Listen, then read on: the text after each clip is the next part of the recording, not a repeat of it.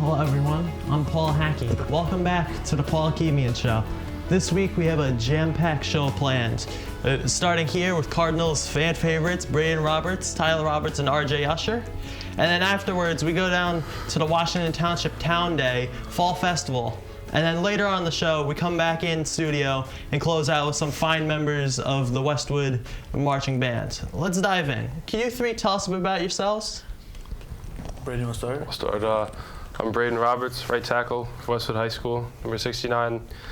Started playing football when I was in second grade and just stuck with it. And now here I am in high school, varsity. RJ Usher, I'm from Westwood. I've been playing since I was in, second grade, I want to say. I'm a captain. This is my fourth year on varsity also. And I'm Tyler. I'm from Township.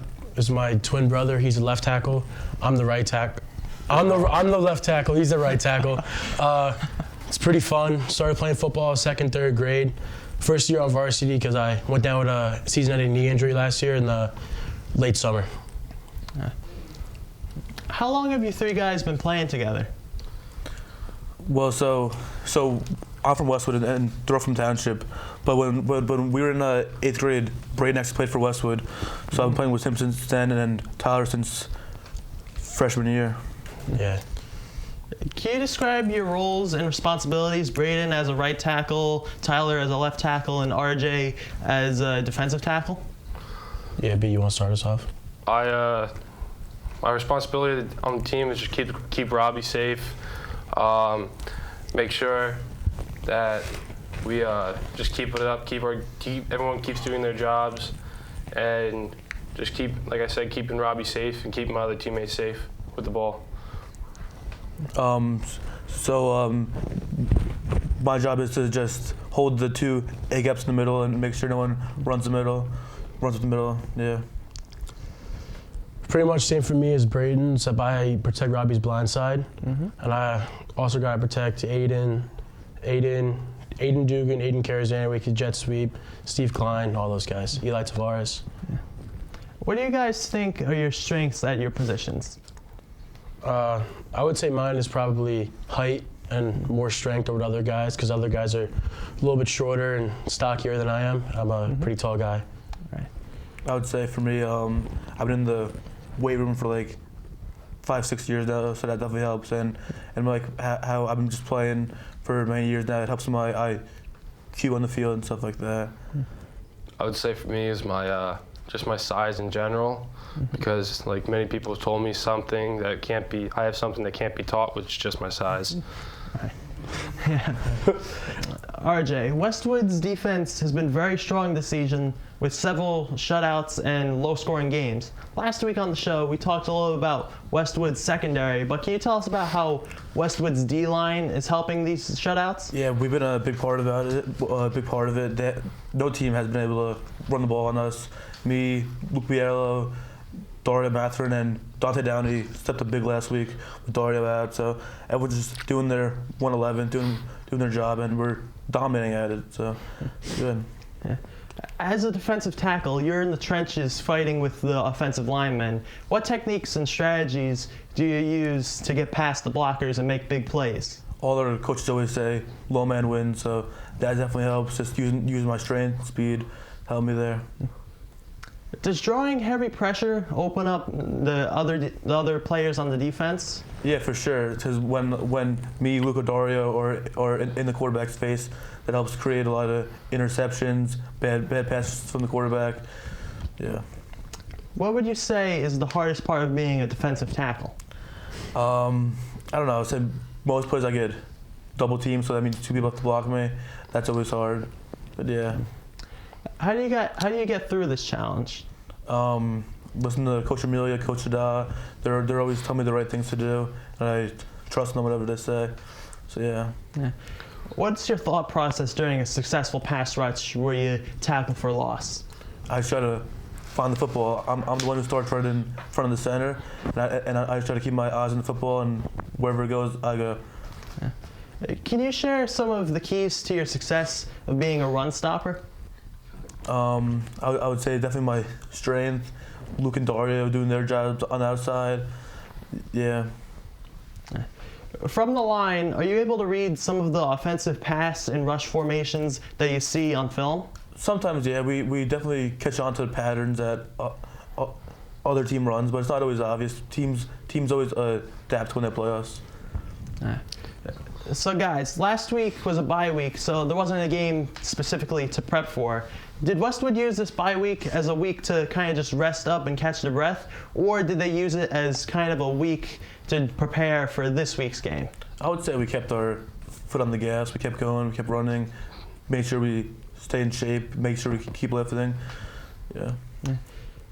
Can you three each share a specific, like, memorable moment from your careers? You want to start us off, B? Yeah, my most memorable moment for my high school football career would probably have to be the last year when we won the sectional championships. It was a very big moment for me, and I was very excited. Yeah. For me, I would say when I was a freshman, my first game on varsity, just being like so nervous, and then I remember Coach Miller just to tell me to just have fun out there, and after that, that's how I think of football now. I would probably say all of last season, even though not being able to play, watching all the guys having fun, doing their job, undefeated season, stuff like that. Yeah. Tyler, left tackle is a crucial position for protecting the quarterback's blind side. What's your approach in pass block? My approach is I gotta get set a little bit further back, two pass sets to start off, and then reassess. So if I'm setting back, the guy cut inside, I wash him down the line. If he goes outside, I turn him out and run him. How do you study and prepare for the opposing team's defensive ends and pass rushers? I watch a decent amount of film to see how fast they are, how big they are, what their best move is, what they're not too good in. Yeah.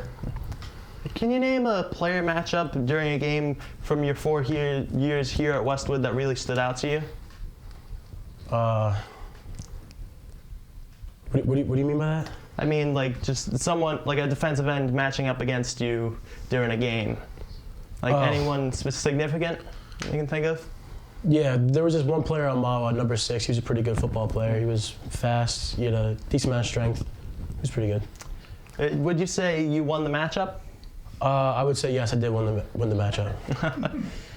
Can you describe the communication and coordination on the O-line you guys have from the huddle to the line of scrimmage to make sure you have your blocks and you don't make a false start? Yeah, well, we have a lot of different calls we got to make for pass sets and stuff like that. Dante has to call at the front if it's even or odd. But sometimes we'll have a thing with me and Charlie Saw, our sophomore left guard, a tag back call, which is when we double team back to the backside backer. Or if we're running something to the left side, I have to make an out call, so I go out and Charlie gets my guy. How do you guys regroup after a holding or a false start penalty? We just talk in the huddle. I know it kills us, but we'll get over it. We make up for it. What qualities do you believe make you a great left tackle, and how have you worked to kind of embody those qualities? I would say my size. Not being able to play last season, I was lifting a lot. I was not being able to wrestle last season either. I was in the weight room all spring and winter with the team, getting up my maxes and stuff like that, my weight, all that. Is O-line the foundation of the offense? I would think so, yes, because without us, I mean, I love all our skill guys, but without us, they wouldn't really be able to accomplish much. Yeah. As we've seen on some local NFL teams, bad O-line play and low time to throw can be absolutely breaking, even to an offense with good receivers and rushing. Is good O-line necessary for an offense to succeed? I think it's very necessary because without a good O-line, you can't run the ball, you can't pass the ball, you can't do a lot of stuff. Something that comes up a lot in these discussions also is O-line coaching. How much does an O-line coach really affect production?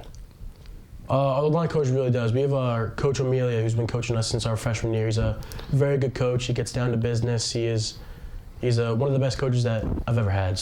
And he's been coaching me up all this year, getting me better. I'm coming to you now, Braden. All right. Right tackle is responsible for run blocking and pass blocking. How do you balance the two situations? How I balance it, really, once we get the play in the huddle, I would go up to the line, look and see what type of front they're in, and wait for the front to be called out. And say if we're running a pass play, and I would on one of our pass blocking calls, I would on what they call big on big, we call it Bob. So that means I would just block the D end instead of setting back. I would set back at least once or twice, then go for the D end. But if it's a run play, I set myself up. I make sure I know what I'm doing before I do it. Before I get to the line, once I get to the line, I go through my head real quick. I have a wristband. I'll look down at my wristband and make sure I'm thinking the right thing. Then I'll hit the ground running from there. What techniques and footwork do you use to excel in both run blocking and pass blocking? In pass blocking, with not just me, but every single offensive lineman in our program, before every practice, we practice our pass blocking. So and then during practice, we do a lot of drills to help with our run blocking and pass blocking with pass protection drills and pass protection periods during our practices. Braden, at a listed 6'4", 300 pounds, do you have a significant size advantage against a lot of your matchups? Sometimes yes. There are a few kids that are, like from Ramsey, there were the two kids that were not too much bigger than me, but they had a little bit of height on me and a little bit more weight than me. But most of the time, it's just probably someone around these two guys' heights and weights usually. How do you adjust your approach when you're facing strong edge rushers or a really strong blitz? How I adjust my approach is me and my right guard, Luke Biello, we were together last year, so we really have like a relationship kind of between us. So we're always making calls to each other. We're always like, say if there's a blitz coming, we'll just say alert, alert, if we see it. But if not, if after it happens, we'll adapt either after the play or during the play to the blitz. Can you talk about the importance of teamwork and chemistry with your other offensive linemen? I think it is very good to have some type of chemistry with your other offensive linemen because, as Tyler said before, the offensive line, we're the front line of defense, and without a good O-line or without teamwork with an O-line, a football team can't succeed because that's where everything starts, up in the front. We've had the Klein brothers on the show talk about having a brother on the same team, but what's it like for both of you guys to have a brother on the team, a twin brother on the team, just 3 men down from you on the O-line? At first, when we started playing football together, it was a little, like, we didn't like it at first, but as we grew older, it's like now we're in high school, we're both more mature. It's fun to have a brother on the team, even though we could get into some disagreements from here and there, but it's fun to have a brother on the team. Yeah, it's fun to go home and talk about the game, talk about who we're going to play next, talk about practice, all that. I gotta ask, who's the older twin? He's Me. older by 2 minutes. Older by 2 minutes, yeah. 2 whole minutes. Yeah. He used to hold it over me a lot, but When you two are practicing and you get matched up with RJ, do you guys win the matchup? It depends how tired we both are, but I practice with RJ every day, an individual, so I'm pretty used to what he does. But he'll beat up on me. What do you think, RJ? I mean, so like he plays tackle and I play inside, but whenever we go against each other, our main goal is to just get each other better, not to say like who's better. Yeah. What's your physical conditioning regimens like to keep not just the size but the fitness to be able to play offensive tackle and defensive tackle? Well, Coach Amelia has been putting us through more conditioning, but yeah, today we ran 12 hill sprints, I believe, and then after we did conditioning, a ladder from the 5 to the 25 with the whole team. Is Westwood in the championship conversation again? Yeah. I'd say so, yeah. What, if anything, special does this team have that past years haven't? I don't know. Last year's chemistry was great, but this year we're all just like this. We're all so close to each other. Outside of football, we're always with each other, hanging out, and it's more than a team. It's like a family to all of us. We talked last week on the show about some former players like Jack Dugan and Constantinides in the secondary and the reception. But who are some of the best O-line and D-line that Westwood's had in your time here? Chris Picnic. Chris Picnic was a very good left tackle last year. For sure, yeah. And a very Chris good Beck. D lineman when he was in there. Yeah, and Kirk. Simonides He's at the center. from last year. Very good also. Justin Singer At the guard. Yeah. Even without those guys, is this some of the strongest line play on the lines that you've seen in your years here? Yeah, for sure. Yeah, for sure. Yeah.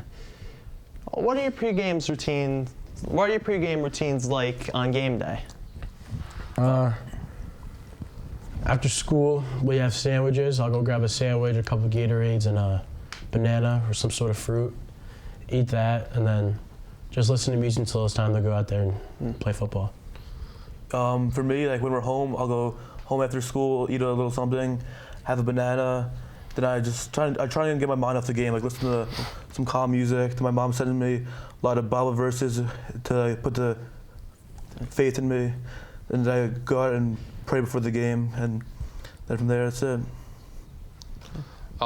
Just like Tyler, I'll get right after school. I'll head over to the cafeteria, grab a sandwich, a couple Gatorades, banana or an orange, depending how I feel that day. But and then after that, I'll eat, and then I'll usually either hang out in the locker room by my locker and listen to some music, or I'll hang out in at the trainer's office sometimes. Looking off the field, last week our guest said that you guys are major locker room presences. Would you agree with that? Yeah, for Yeah, sure. we're always screaming about some stupid. We're always bringing the energy. It could be we could have a lift in the morning at 6, and we're gonna be the guys always yelling, getting everyone fired up. We have a lot of fun. Yeah. Are you the guys who keep like team morale high? Yeah. I would Yeah. say so too. Yeah. As kind of fan favorites of the team, how does that affect your life in school day to day? I mean, I pretty much know everybody in the school. Everybody knows me. I have no problems with anybody. We're all chill. It's against our week 1 game against West Essex. My friends had a sign that said T54 in the stands. That was pretty fun. It's funny to see. Yeah, like during school, it's just like, because me, Tyler, and RJ do have some classes together in school, so we'll go from class to class, walking in the hallways, saying hello to everybody, saying hello to all the teachers. All the teachers at the high school just love us because basically Miss Carnival. Mr. Carnival, Miss Nagel, Miss Phillips, Mr. Pack, Coach Guy, but we just kind of. We don't own the hallways, but we run the hallways and we know everybody, so. Yeah. What players in the NFL would you say you guys' play styles are like? For me, I would say Chris Jones on the Chiefs. That's who I kind of flipped my game off. The only left tackle I can think of right now is Trent Williams. He's very good at pulling, kicking out. I think I'm pretty solid at pulling and kicking and stuff like that. And what about you, Braden? Off the top of my head, I don't know, because it's just there's like some people, like, I'm not saying I'm not that good, but like it's just some things that the others are better at than I am, so I really can't compare myself. Can you guys give some thoughts on about your next game at Lakeland? Yeah, we're excited. We've been playing there. We play them every year, and thank God they finally have turf this time. Yeah, they got turf. Yeah, they got turf this year. We've had some injuries there in the past due to playing on a grass field, so that's nice to have. Yeah. Is it a major difference between grass and turf? Yeah, just because we practice every day on turf, so we're so much more used to it. Right. So, looking past football season this year, what other sports are you guys excited about in high school? I have my senior wrestling season coming up off my knee injury. Pretty excited to do that. I only play football, so I'm excited to be at all the wrestling matches, root them on, and my friends play basketball, all that. I have wrestling coming up my senior wrestling season. Then after that, I have my senior track and field season this year. So I'm excited for both those coming up because they're just fun. Keeps me busy throughout the year. Yeah, on track, Braden, you're a thrower, right? Yeah, I throw the shot put and discus. This year, of course, as you just said, is the senior year for a lot of the big pieces of the team. How does that affect the dynamic this season? I don't think no one's really thinking about it right now too much. We're just focused on right now to win the state championship. Then they'll worry about it next year, and we trust in the coaches. They know what they're doing. Does Westwood have the pieces lined up for next season to replace some of the big positions leaving this year? I would think so, yeah. On the offensive line, they'll have Charlie Sorrell, Dante, and Luke Biela returning. They would just replace me and Braden at tackles, and I think they have a couple people in mind to do that. So how about it, guys? You gonna go try out for the Giants? I hear they need some O-linemen. Yeah, we might have to. Might have to. Yeah. I'd like to thank you guys for coming out. This has been right tackle Braden Roberts, defensive tackle RJ Usher, and left tackle Tyler Roberts. Thank you, Paul. Thank you, Paul. Yeah, coming up on the Paul Hakimian Show next, we went down to the Washington Township Town Day Fall Festival and went booth to booth to check things out. And then later on the show, we'll be back up in the studio to talk with a couple of the Westwood Marching Band kids. You are watching WCTV, the all-volunteer cable access group from the Township of Washington. We'll be back.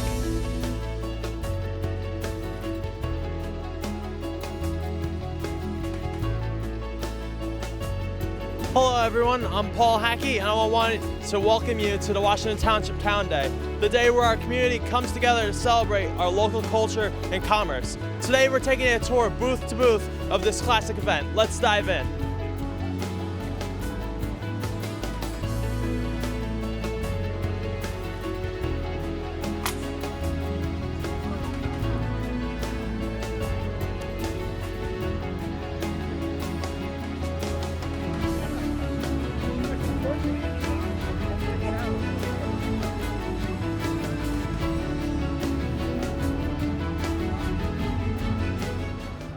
I'm here now with the police department booth. Can you introduce yourself and tell us a little bit about your booth here? Hi, how you doing? I'm Detective Corporal Travis Cangelosi with the Washington Township Police Department. We're very happy to always continue to participate here at Town Day with our booth. We do have several giveaways that usually have some sort of message, like reminding people to lock their vehicles, stuff that are geared towards adults and kids, stuff that gets our brand, our logo out there.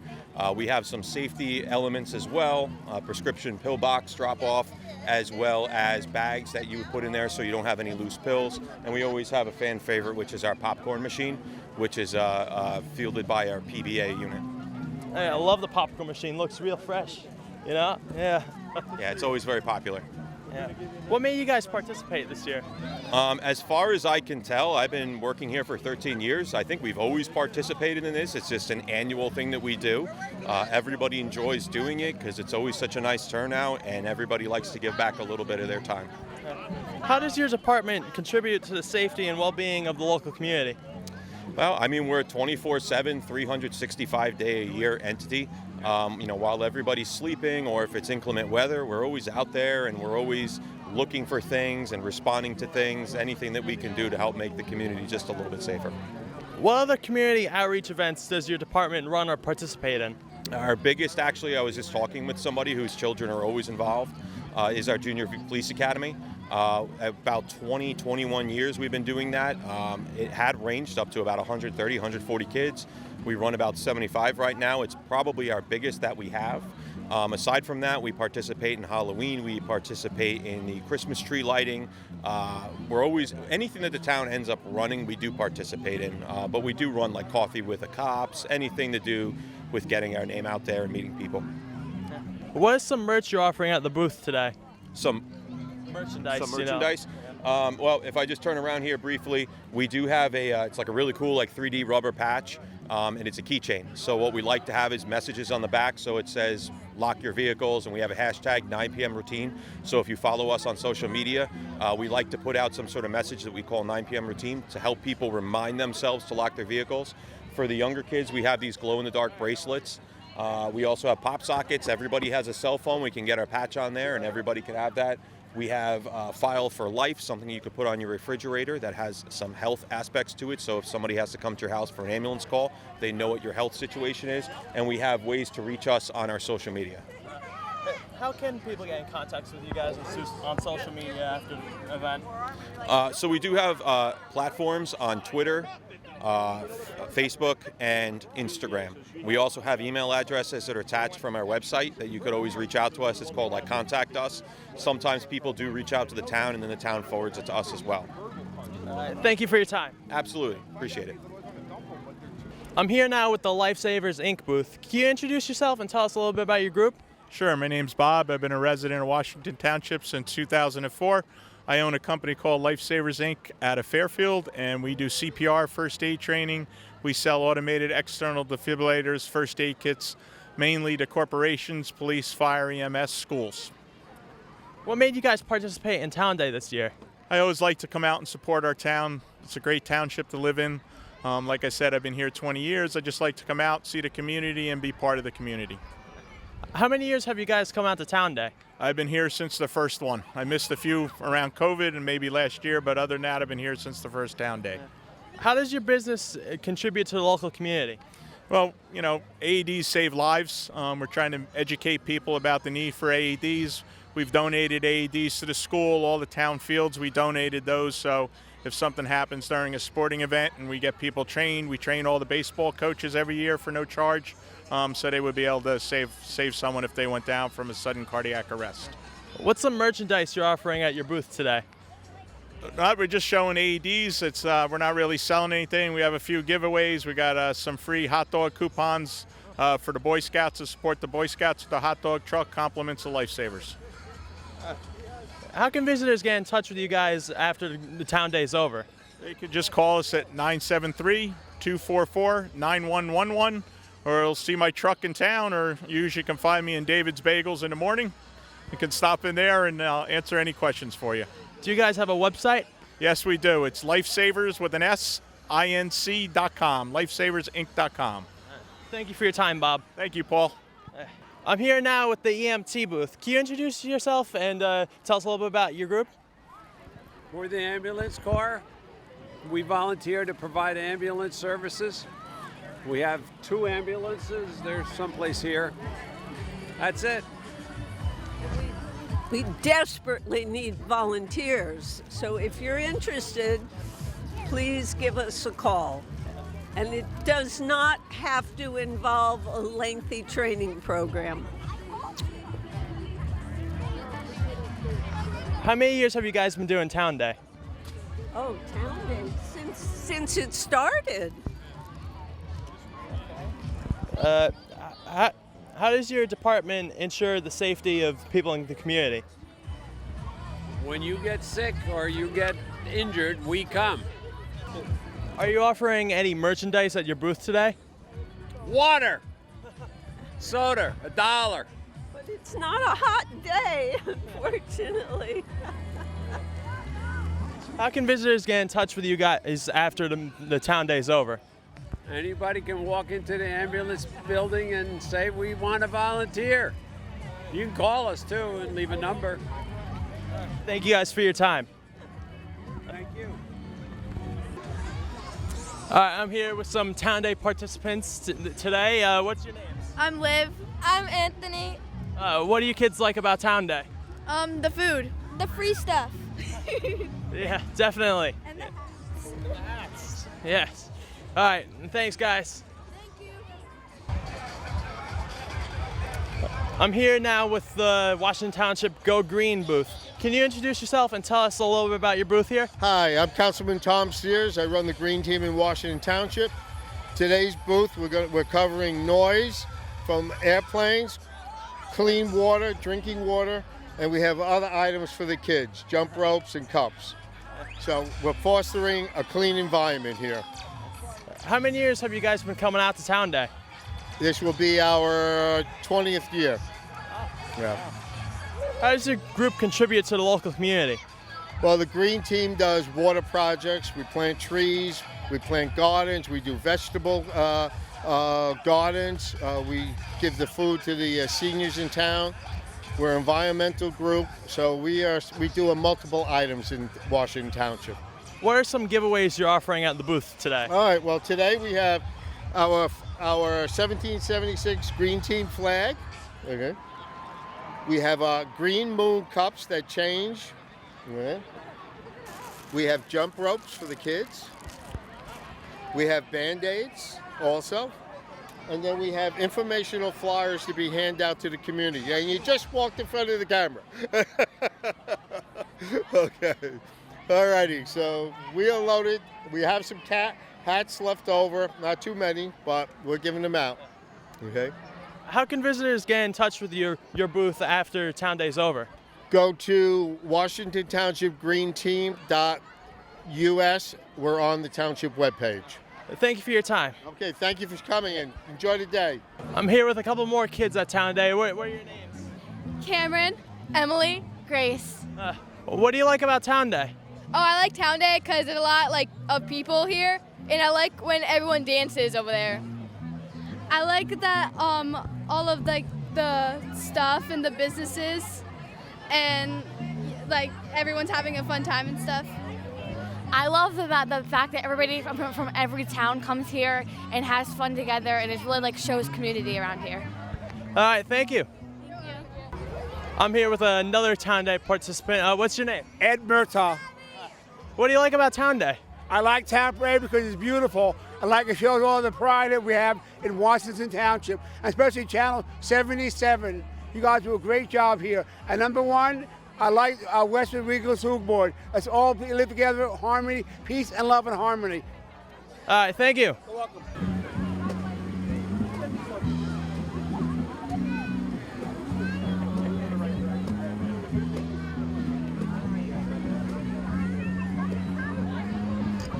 I'm here with the Dojo Paramus booth. Could you introduce yourself and your group and tell us a little bit about yourselves? Sure, I'm Sensei Melissa and we are with the Dojo Paramus.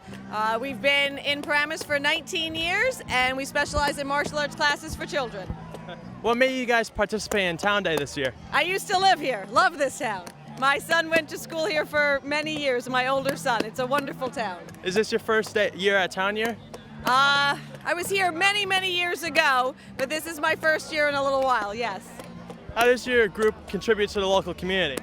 We help with sponsorships for baseball teams. We do a lot of the tricky trays and stuff that they do for the schools to raise money. And we just try to help children have a place to learn how to get confidence and help to defend themselves. What are some activities you offer at your booth this year? We are having kids be able to come up and learn how to do punches. We are offering some fun bracelets for them, some white belts, and just an opportunity to see what karate's all about. How can visitors at your booth get in contact with you after Town Day? So we do have some cards for them to take. They have some QR codes to be able to find us on the website, and we have a website for them, and we have phone numbers and stuff, and they'll be able to get in contact with us. What's your website? TheDojoParamus.com. Thank you. You're welcome. All right. Hey, Madeline, go punch. Hey, now go. Hard.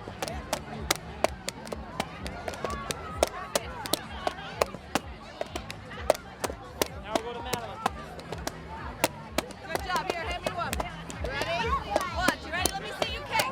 Let me see you kick. Jump. Ah, kick again. Harder. Nice. Good job. One more. Higher. Kick. Oh, Madeline. Come here. Show me your kick. Harder. Good. Say Keon. Good job. I'm here now with the Our Lady of Good Counsel booth with Father Nora and Father Ray. Can you tell us a bit about your parish? My parish is the best parish within a 50-mile radius. What made you guys participate in Town Day this year? It's a great town. We want to support what the town is doing, and we want the townspeople to know about us. How many years have you guys been doing Town Day? My first. My first. Yeah. How about him? How about him? question. How many years have you been going to Town Day? How many years? 60 years. This is starting all over again in this church where I began in 1963. Wow. And I'm very happy to be able, physically, emotionally, and spiritually, to be able to help out as much as I can. Thank you. How does your group contribute to the local community? How do we contribute to the local community? Well, we spiritually, we have Mass every Sunday, 8 o'clock and 11 o'clock. Come join us, 5 o'clock Saturday. 5 o'clock Saturday. But otherwise, I'm a big believer in sports. So, I've turned the gym back into a gym. We've got pickleball, basketball, and volleyball. For the parishioners, it's free. Non-parishioners, you got to pay. So guess what? Join the parish, Use a win-win. Yeah. But yeah, I believe, let's attract people. Get people coming onto the grounds to play ball, and then hopefully after they play, they'll want to come pray with us too. So play and pray, a good combination. What are some giveaways you're offering at the booth this year? Well, these cute little Gumby dinosaurs. This is the only one of these we have left, so I'm keeping this one. Got some cute little faith coloring books. And somewhere I know we have bracelets. Yeah, look at that. What would Jesus do? In case you didn't know, right? Classic. Can't go wrong with WWJD. Of course. So. Yeah, and you have a lot more than all of this in the religious education program in the parish. Wonderful directors of religious ed, all kinds of material to help people grow and learn and grow in their faith. Yeah. And you're familiar with the story of Jonah and the whale? Of course. Well, this is how it all started, right here. How can visitors of your booth get in contact with you after Town Day's over? We're right across the street from Westwood High School. Come on in, 8 o'clock till 4 o'clock, any day of the week, and sign up. Come to church on Sunday. Let us know you want to join. We'll sign you up there too. All right, well, Father Ray, Father Noran, thank you for your time. My pleasure, thank you. All the best. I'm here now in the Kid Entrepreneur Corner. What are your names? Bella and Jenny. What are you selling? We're selling slime and bracelets and necklaces. Wow. What do you like about Town Day? I like just selling stuff. Yeah, it's really fun. All right, thank you. All right, so what are your names? Faith, Joe, Kaylee, Rose, Bella. What are you selling? We are selling stickers and pins. What do you all like about Town Day? Well, I like that there's like a bunch of festivities and kids can get with their friends and have a lot of fun together. It's a lot of fun. Yeah, thank you. All right, what are your names? I'm Taylor. And I'm Grace. And what are you selling? Like bracelets and necklaces. We're selling little ring dishes out of clay. What do you two like about Town Day? The fish. I like that it gets everybody together, to have fun together and spend a day where we're all can connect. All right, thank you. What's your name? Emily. What are you selling? I'm selling tote bags. What do you like about Town Day? I like Town Day because I like the people here and I like seeing everyone. All right, thank you. Thank you. What is your name? My name's Evelina. What are you selling? I'm selling moon bracelets, aqua beads, perler beads, and diamond art. What do you like about Town Day? I like all the activities that you can do and the people that you can meet. Thank you. I'm here now at the Goldfish booth. Can you tell us a little about your activity?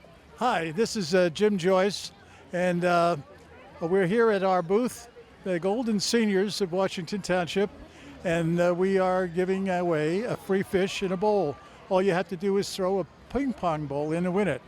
Our theme today is colonial America. That's why I've got George Washington's hat here, but couldn't find the wooden teeth, the rest of it. So we just got the hat. Anyway, we're having a fun time We've given away about 200 fish, and we've got about 250 more. We'll probably give them all away by the end of the day here. Okay, so have fun. Come on down. How many years has the Golden Seniors been doing the Goldfish Challenge? About 10 years now, and it's I've done it 5 out of 10 years, but yeah, about 10 years now. Here, can I get a ping pong ball? Give it a shot here. Sure, it's not that easy. Go ahead, try. All right, here we go. That wasn't a good one, but it's not that easy. Yeah, it's really difficult. All right, thank you for your time. Okay, have fun. I'm here at the Washington Township tie-dye bat box booth. Can you introduce yourself and tell us a little bit about your booth? Hi, I'm Aiden Beatty. This booth we do tie-dye t-shirts. I made some of these t-shirts myself. I designed them.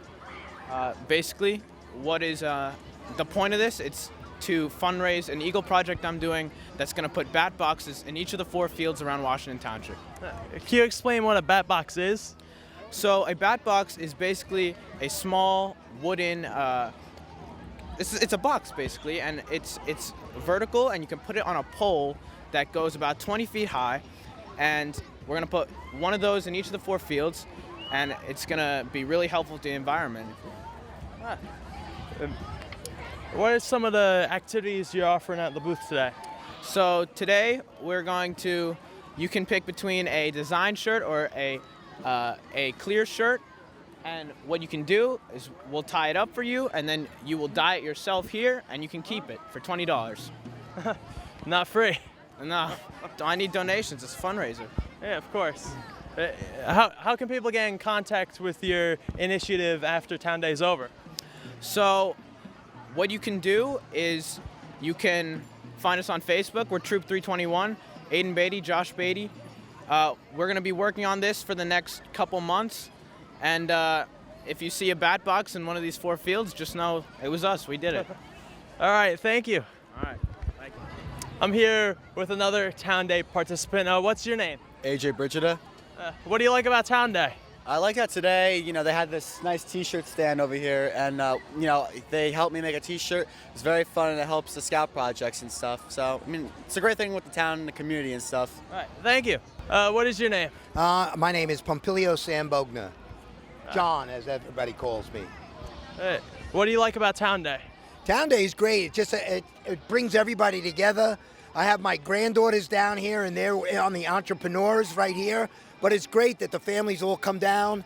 It's a great gathering for everybody. Yeah, thank you. All right.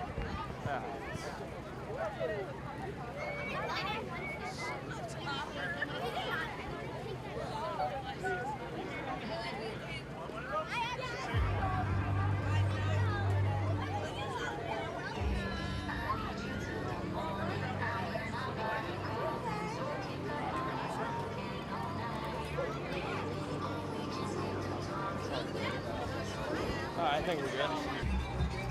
I'm here with the WTFD booth. Can you introduce yourself, guys, and tell us a little bit about your group? Sure. Deputy Chief Zach Miros. Fire Chief Jason Guger. So the fire department here in town, we're 100% volunteer, available 24 hours a day, 7 days a week. We're always looking for new volunteers to come down, stop by on a Monday night between 7:30 and 8:30 and see what it's all about. How long have you guys been going out to Town Day? We've been going out to Town Day since Town Day first started. We generally have either a table set up here or down on the playground over there. We have a whole hose set up where the kids can use the fire hose and shoot and knock down some fake fire. What other community outreach events does your group participate in? We also host a number of other things over the course of the year. We do put on our annual Ragamuffin Parade, which is going to be coming up in a few weeks. We do the annual Easter egg hunt for everybody. We do bring Santa Claus around during the holidays throughout the entire town. What's some of the merchandise you're offering at the booth today? So today we kind of pushed out all of our plastic fire helmets, but we have some fire prevention coloring books, stickers, and some pamphlets about general fire safety in the household. How can visitors at your booth get in contact with you guys after Town Day? We do have our website here. We do have a Facebook page. And our phone number is right up here if anybody's looking and interested in getting in contact with us. But just in case of an emergency, do dial 911 because we are a 100% volunteer organization and we're not at the firehouse 24/7. Thank you guys for your time. Appreciate it. I am here with TANS. Can you tell us a little bit about your group? TANS is Taxpayers for Aircraft Noise Solutions. We formed earlier this year to address the relentless air traffic that has been flying over our homes, loud and frequent, to bring attention to the issue with the FAA. We also wrote our first petition. Anyone that's interested in supporting us and this issue with the FAA can sign our petition. It's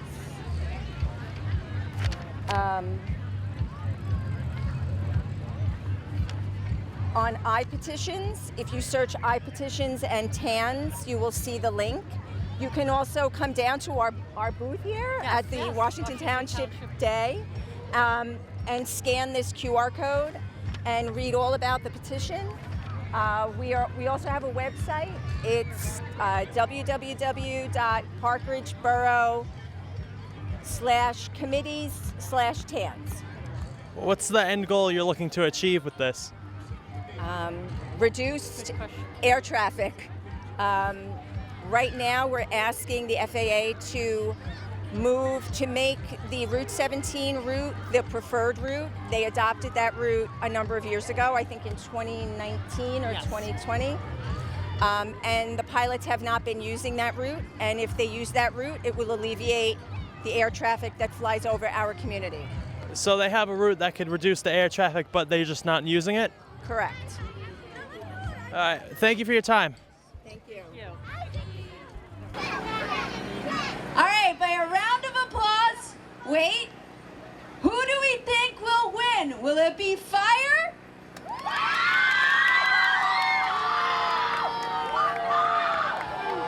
Or will it be police?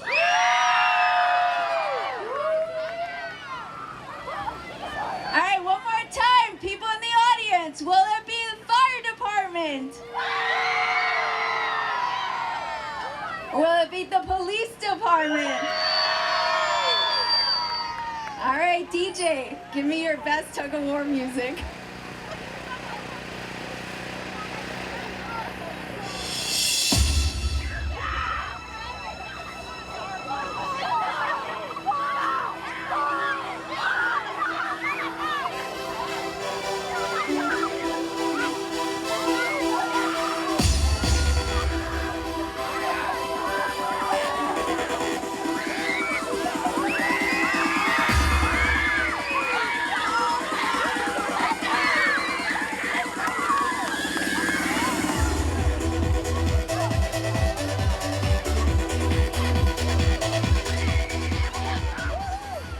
Good job, police!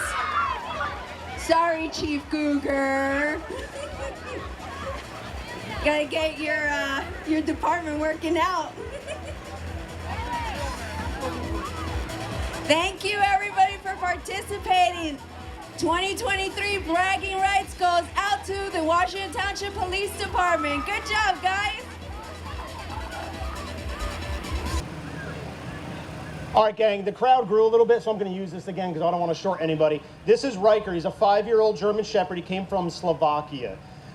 Again, he's trained in patrol and narcotics detection. He went through a 26-week academy with the New Jersey Police Canine Association. I'm trying to get to the other side of him now so I could use this microphone a little bit better, but he is trained to be on my left, so he's not going to allow that to happen. So I'm going to show you right now what's called an obedience routine. The obedience routine is a basic obedience. We call it a box, and he has to do it for recert and initial certification. So what he's going to do is he's going to listen to me. You're going to see him at my left side the whole time. Sometimes he'll circle around. Sometimes he'll pop away from me a little bit, but in general, you're going to see him be right next to me.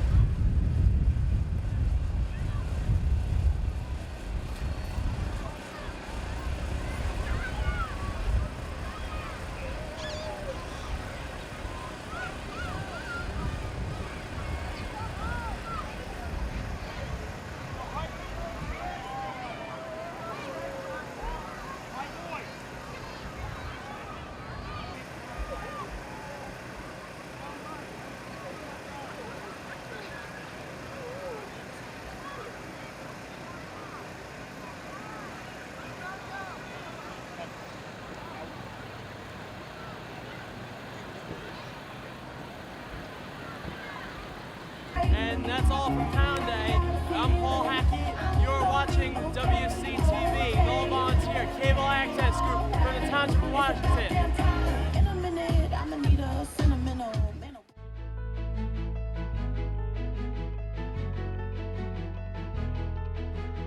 Welcome back to the Paul Hakimian Show. I'm here now with 3 students from the Westwood Cardinals marching band.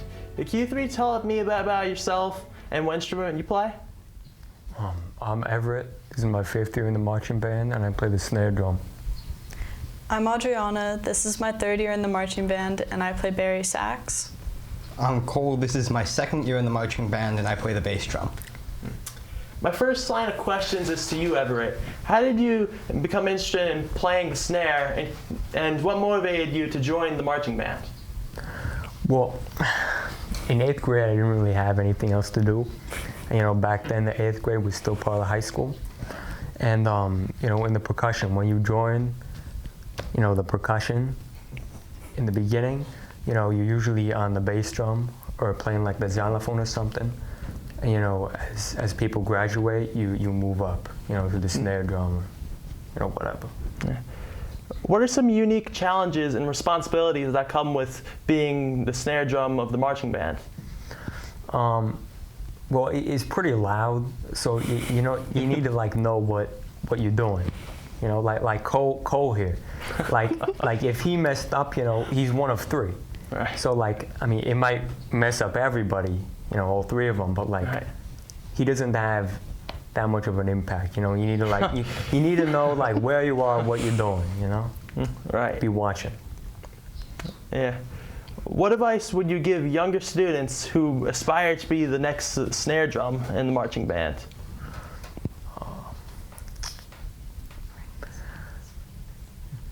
Well, you gotta practice. You gotta be prepared for it. You gotta be interested. You gotta be prepared to take on the responsibility, of what you're doing. What are some of your other interests and hobbies outside of marching band?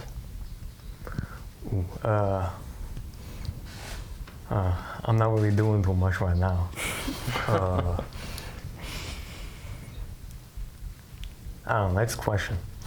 All right, I'm going to shift things around now that all of you could answer this question, or whichever one you want to. Football players often have pregame rituals and superstitions. Do any of you have specific pregame routines during game day? Okay, I know the guys used to have one, but it's not around no more. It's not allowed anymore. But I know a lot of sections, the trumpets do something. My section, we occasionally do something, there's little phrases, and we do the little everyone puts their hands together and puts them up. But really, it's eating dinner together, getting ready together, and the music in the bathroom while we're making sure we're all ready. Everyone has their jacket on, right? There's one season ritual that I think everyone but percussion has.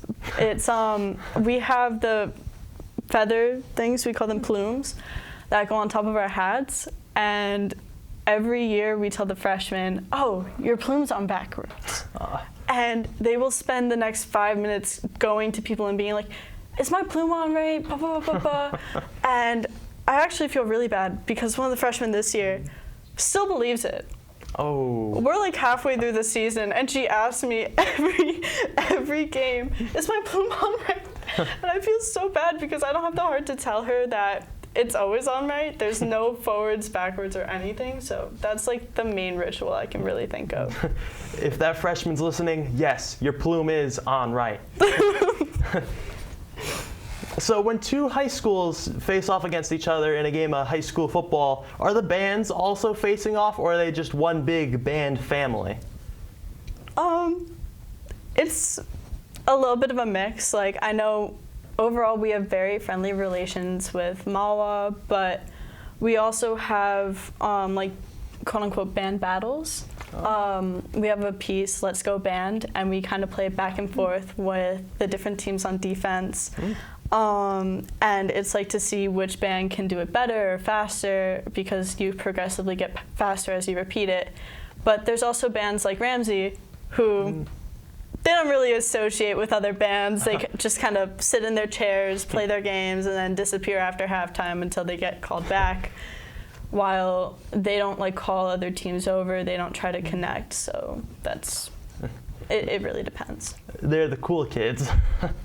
They wish. All right, so Adriana, what drew you to playing the baritone saxophone, and how long have you been playing it?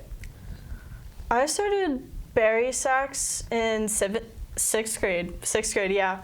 But I was playing the bari pieces on my alto in 5th and 4th grade too. I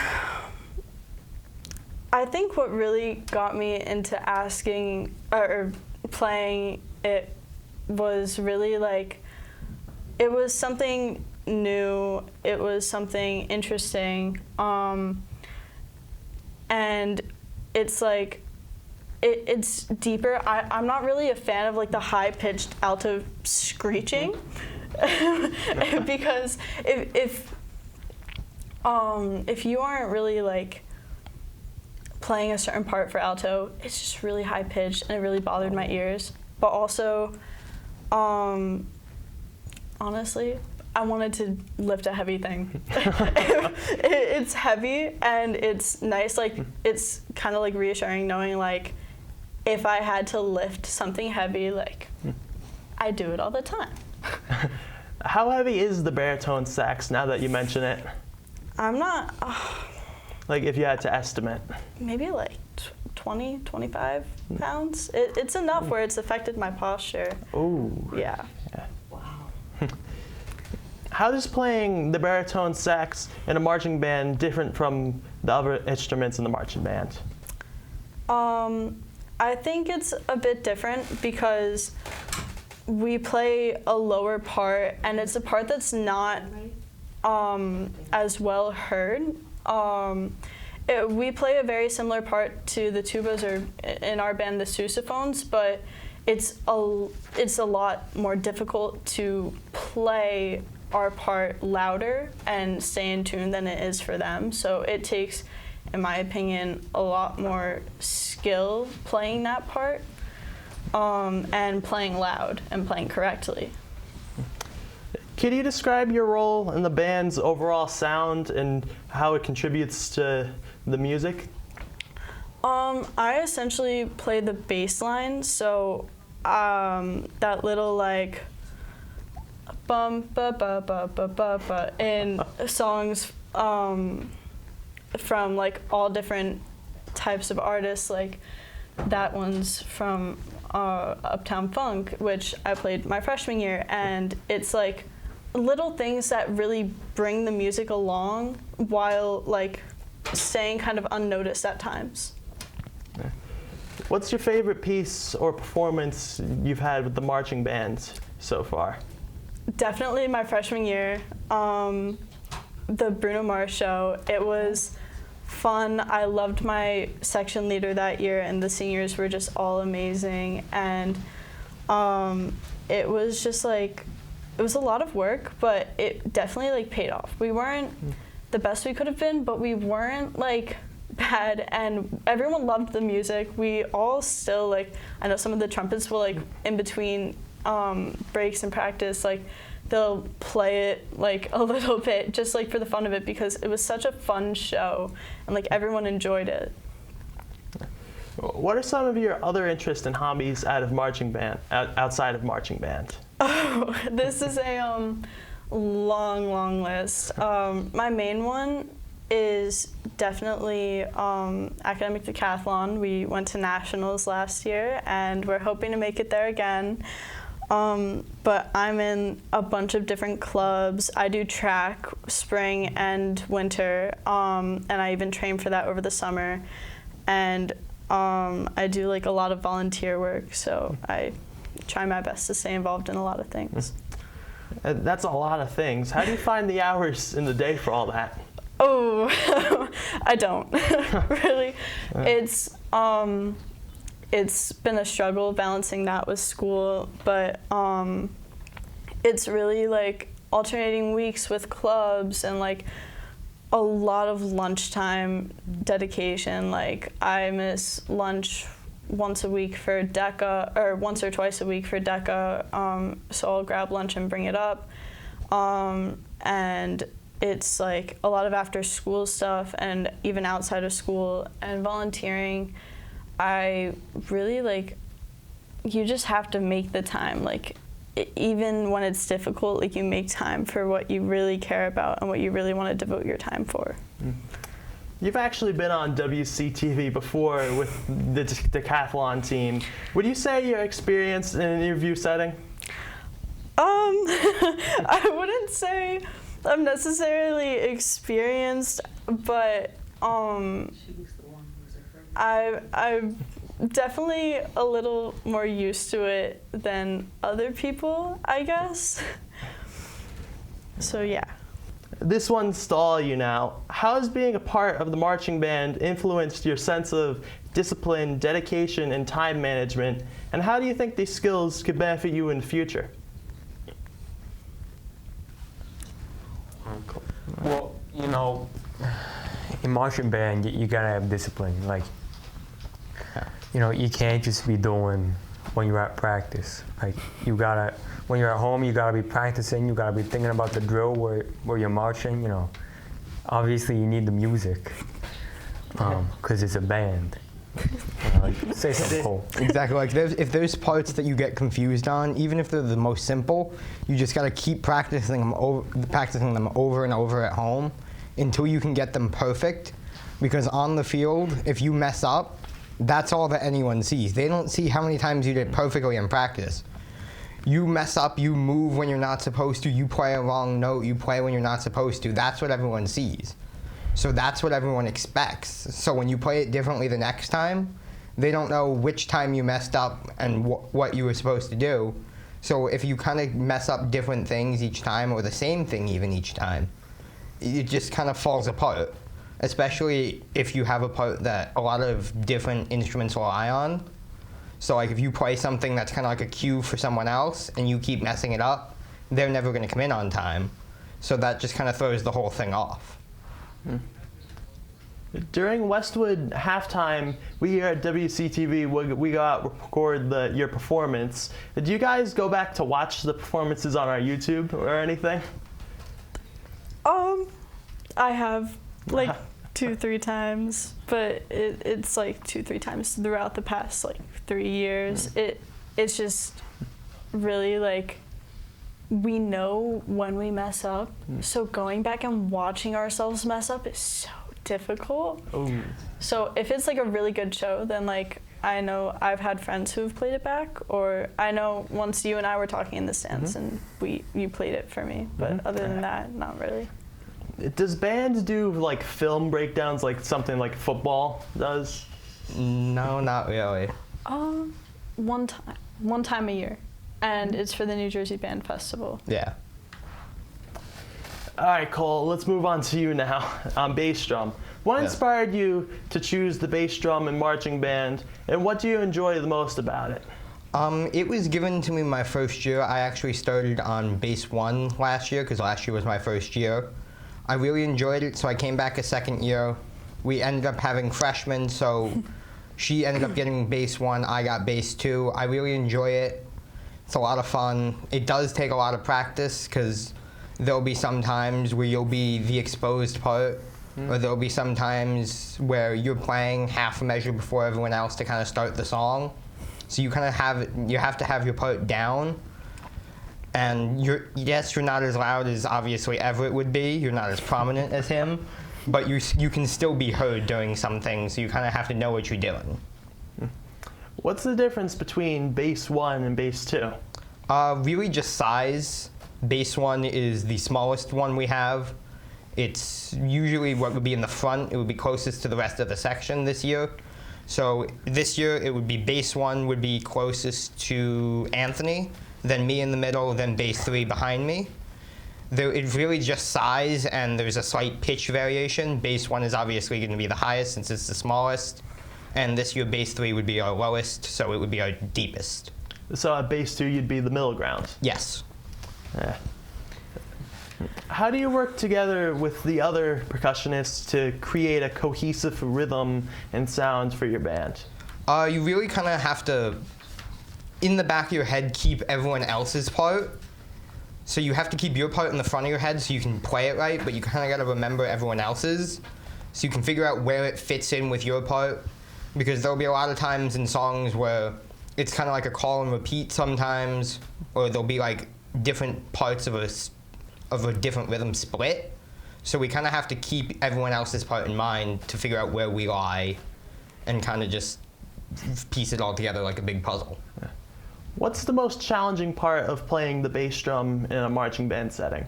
The hardest part is everyone else gets to face front towards the drum major who directs the band. We face sideways, so we kind of have to keep Mary in the corner of our eye as we play instead of facing her.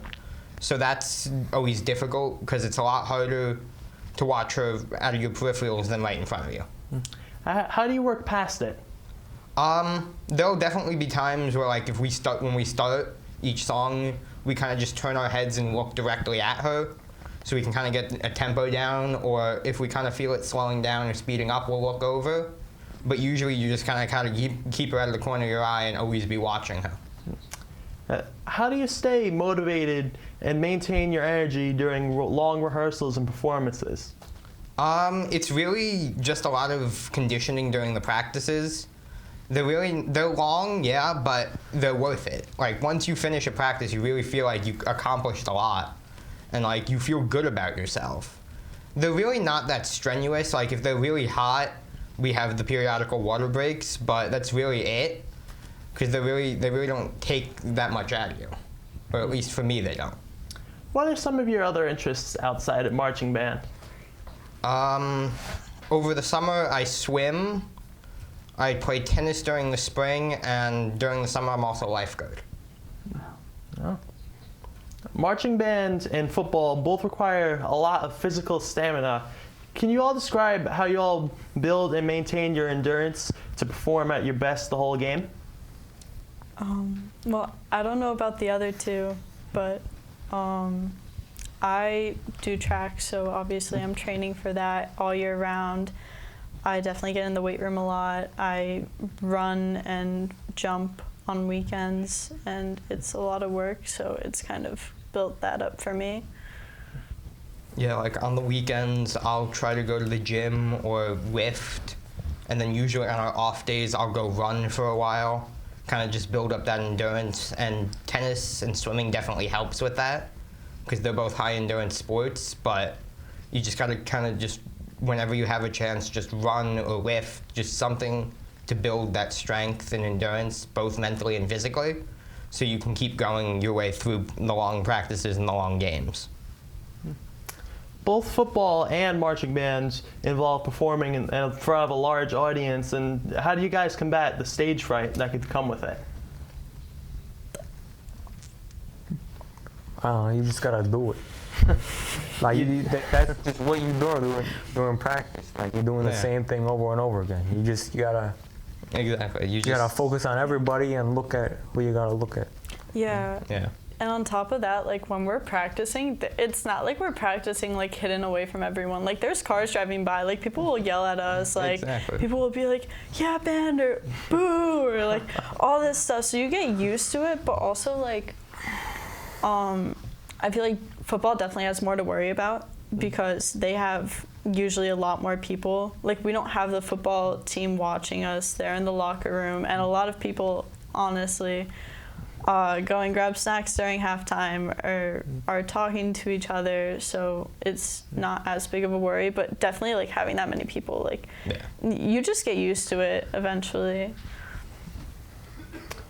I haven't talked about, like, competitive marching bands too much in this interview, but can you talk about it a little bit and how Westwood's kind of tackling it? Once a year, we usually in the end of October, we go down to Clifton for the Clifton Band Fest. It's It's like 15, 20 different bands. We each play our halftime shows, one after the other. We get a little bit of time to warm up beforehand. And what they do is they kind of score us on how well each different section does, how well we do overall as a band. And we end up winning prizes and stuff. So that's really like a big competition every year. But, yeah. Yeah, on top of that, I know I wasn't here for it. My sister was, and I think you were too, right, Everett? But Oh no, you don't. we used to do competitions, like actual competitions, on top of the New Jersey Band Festival, and I know we definitely won some stuff throughout the years. Like, we used to be really good. We used to be a lot bigger, so we can't do as many things related to band competitions now because we have a much smaller band than we used to, but I think COVID also really affected us for that. So yeah, I think we're making our way back to that. How does competitive bands, how does it differ from just sideline during the football game? I have friends at Ramsey and Mawa and places like Vernon, and they're all competitive bands, and a lot of them have their shows like handmade, like it's not songs, but a lot of other towns also use songs for competitive bands. It's really like Mawa, I know they have a mini band camp, so it's like one weekend, usually the week before the Westwood Mawa game, and it's like 8 a.m. to like 5 at night, and I remember going and watching last year because I was grabbing dinner with them, and I was like, oh my god, like they go over drill, they study the music, and then they get like half their like show done and just practice to the T. Like everything has to be very, very exact because they're actually there's more risk because you aren't just performing for your school, you're performing for judges who are like grading you on like every little thing, so you have to be very meticulous. All right, I think we're gonna wrap it up there. Thank you guys for coming out. This has been a couple of members of the Westwood Cardinals Marching Band. And that's it for the show today. I'd like to thank Braden Roberts, RJ Usher, and Tyler Roberts for coming out for the segment. And also I'd like to thank a couple members of the Westwood Marching Band team for coming out for their segment. And I'd also like to thank our WCTV volunteers, Emily and Fred on the camera, Ricky and Ida on the controller, and we are glad to welcome Maddie Carzana, who is our new technical director on this program. So as always, I'm Paul Hackey, and you are watching The Paul Hakimian Show on WCTV, the all-volunteer cable access group from the Township of Washington. Take care now.